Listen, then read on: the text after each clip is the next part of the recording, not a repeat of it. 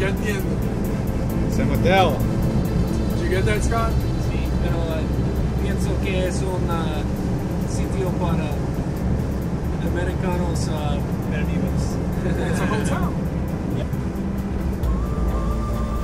Northern Guatemala subtropical jungle, the El Petén region.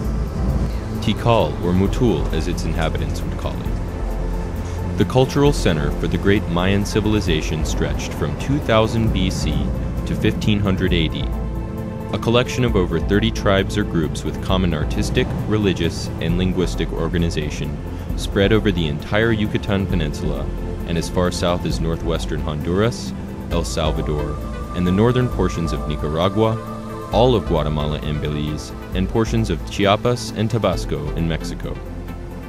The collapse of the Maya remains one of the most intriguing events in human history.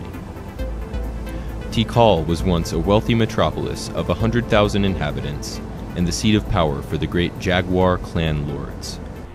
They left behind 3,000 structures extending over 6 square miles and including temples, 5 of them more than 125 feet tall, palaces, ceremonial platforms, ball courts, terraces, plazas, avenues, and steam baths. Over 200 stone monuments consisting of stela and altars, both carved in plain. The ancient Maya began building TiKal around 600 BC, and for the next 1,500 years, the area was an important religious, scientific, and political center.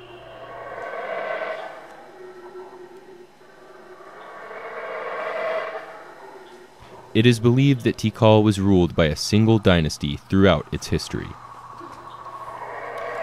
They worshipped many different gods representing nature and daily life. There was a variety of religious festivals and celebrations, including humans and animals. The ruler was the high priest, or the living god. The priests had knowledge of mathematics, astronomy, and medicine. Once a ruler died, they believed that the ruler would become a god, and a pyramid is built over sacred remains. They had a sophisticated system of writing, composed of inscriptions on stone and wood. Mathematics and astrology were very advanced. They used pictures to represent ideas. Their written language was hieroglyphic rather than alphabetical. Their mathematics was more advanced than that of the Egyptians, the Greeks, or the Romans.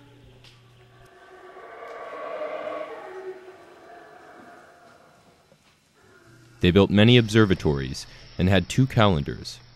One was the sacred calendar, which consisted of 260 days. The other was the earthly calendar, which consisted of 365 days. There is always a ceiba tree in the center of every Maya settlement. This magnificent and outstanding tree can grow up to 120 feet high and is the axis mundi of the Maya folks.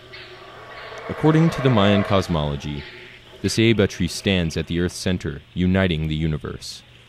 Its branches extend to the heavens, its trunk the world inhabited by man, and the roots that dig into the ground, the entrance to the underworld and its gods, many of which are still honored in a myriad of ceremonies. Crawling through the trees, more cat-like than swinging ape, the black howler monkey, hanging out in groups usually no larger than 10, marks a territory with his howl, a roar part primate, part lion, that can be heard up to 3 kilometers away.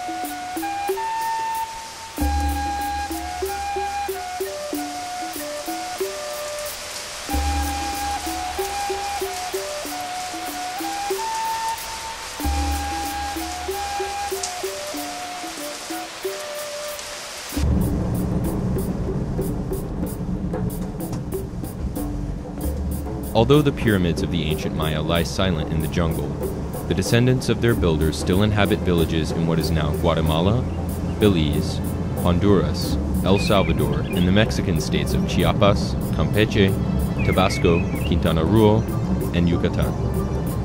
The modern Maya number between 4 and 6 million and are divided into many different ethnic groups which speak around 30 distinct indigenous languages. Throughout the centuries, the Maya lay isolated from outside developments and were excluded from Spanish-speaking society. As such, they have managed to maintain much of the ancient way of life. They also continue to preserve their native handicrafts, ranging from baskets to stone carvings to an array of hand-woven items, to hand-decorated pottery to finely crafted silver filigree jewelry. Their culture remains a rich one, but one which they are struggling to preserve. The charming town of Flores, with its pastel-colored buildings, enjoys a scenic setting on Lake Pitanitza, about half an hour from TiKal National Park.